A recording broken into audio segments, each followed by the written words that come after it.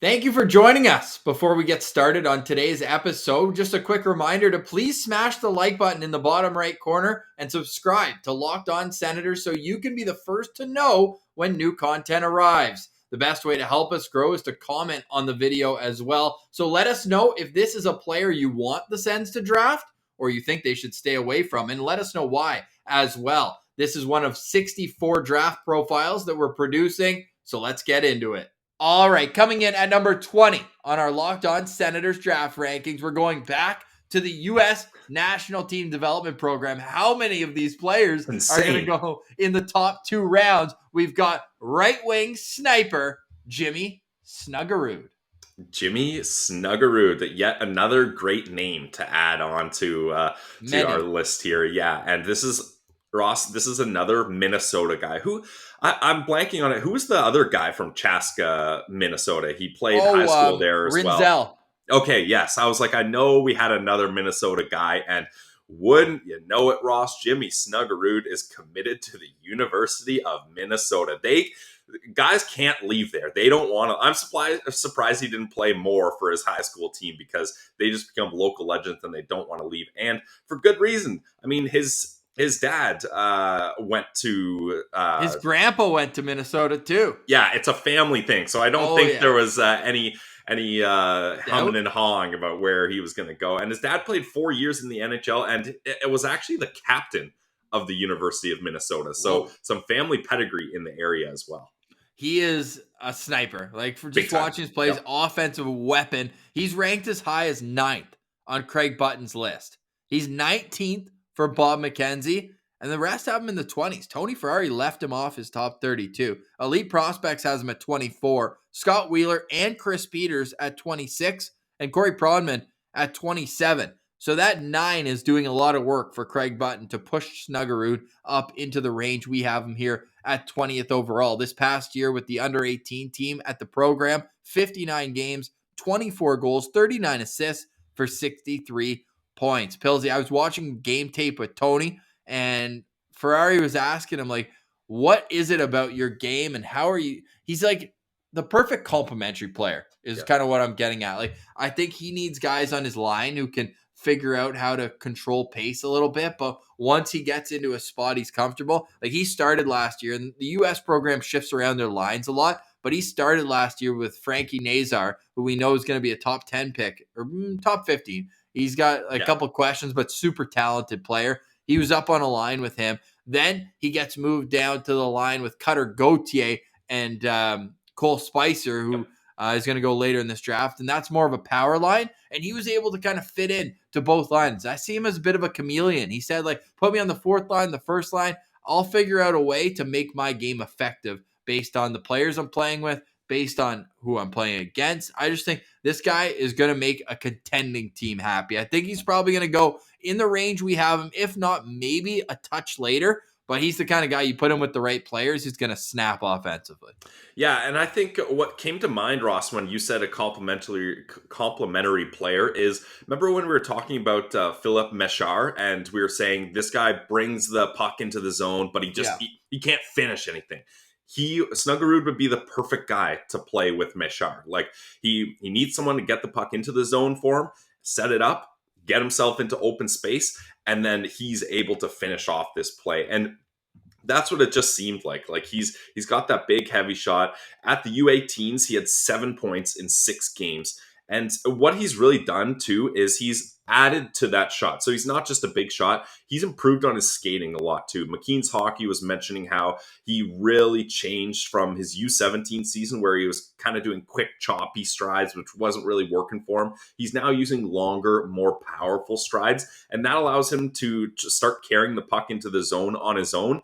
But also, he can chip and chase with the best of them. Like, he can chip it off the boards and go around the player wide and beat him to that puck in the corner to start playing the O-zone by himself. So I think with Snuggerud, he's definitely finding ways to become more useful rather than just a big shot. So Chris Peters mentioning kind of on that note as well, he's a down low force with work ethic that doesn't relent. He always does the dirty work on his line. He's always in there digging for pucks, and what he's improved in his skating is just going to help him more in transition, because that's probably why some of these scouts are a little lower on him. Elite shot, But what I wonder is his shot selection. I saw out of his 34 goals, I said a lot of them are like wristers from pretty far out. So like, are those going to beat NHL goalies, or is he going to have to mix in some extra tricks into his bag so that he can get to the next level? Now, Bob Motzko, the head coach with Minnesota, kind of the opposite of Minnesota Duluth, where Duluth is super defensive and Minnesota allows so much creativity in their game. So I think this is the perfect landing spot for him to go next year and really build on an already solid base. Now, Scott Wheeler mentioned that he puts out a poll to all the USN TDP kids. Who's your most underrated teammate? And Snuggerud came up. The other guy who came up, funny enough, is Marek Hajduk, Milan Hajduk's son. But Snuggerud right there as well as a guy who he just goes. He's versatile. Again, like I mentioned, you can play on any line, and he's going to find a way to make an impact. So I love him as a player. I think he's going to make a team really happy. His down low play is perfect. Dangerous one-timer as well. Catch and shoot. But the skating, again, it's better. But Pilsy, that's the one area where to be an NHLer, he's going to need probably 2-3 years just to keep working on that skating. Yeah, I would agree. And anytime you've got a prospect that needs some time to develop and they're committed to a great program like University of Minnesota, you're not too worried about it. If anything, you're stoked about that. You're like, okay, we can stash him away at a great development spot and get some free development from a great program and somewhere where he's going to be happy and he's going to want to flourish, and he's got a family name to make proud in that area. So he's going to be doing everything he can to do well there. And the thing too, Ross, is a lot of scouts are saying that same thing, that he's so underrated, but he's also pretty good defensively too. Now, I didn't find too many specifics, but all scouts kind of said, hey, he's got this big shot, but he's not just 100% offense and just cheating at the blue line, waiting to get a shot off. He's working hard defensively as well. So that's a big part of why I think he's going to get more chances to be in big moments here. And I like him a lot. Like the fact that every team needs at least one finisher, if not two, because you want your second power play unit to have a finisher on it as well. So I think Snuggerud could find himself maybe not quite on a top power play unit, Ross, but I think we could see him being the finisher on a second unit. Well, Corey Prodman said he's the type of player that you can build a power play unit around, which is a huge compliment. And then his player comparable for him is Tanner Pearson, which, again, maybe not the best skater, but great shot, has produced offensively.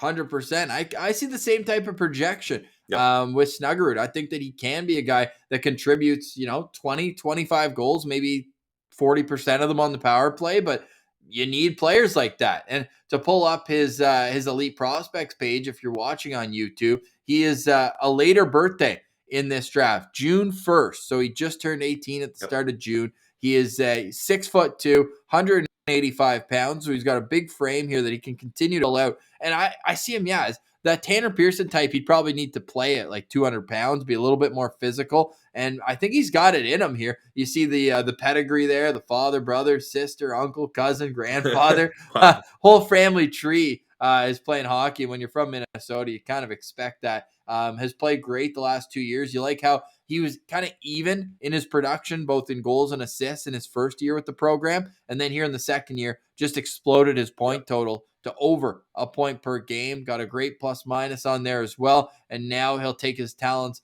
to the University of Minnesota after a solid World Under-18 where he had 7 points in 6 games. Yeah, I think he's really set himself up for success here. He's worked hard to improve from that U17 season, like you mentioned, and this might be one of the greatest years ever for the U.S. program. I mean, it seems like every other prospect, Ross, we're talking about since we got to like rank 40 is a U.S. guy. Yeah, I think we say maybe the top 5 in terms of amount. Yes. Because they don't have like that Jack Hughes or Trevor Zegras or Brady Tkachuk, although he was drafted out of Boston University the year after. But in terms of the sheer number, like I'm pretty sure we talked about 5 of their 6 defensemen. Yeah, and then we've covered pretty much, or we're going to cover their top 2 lines. Yeah, so easily.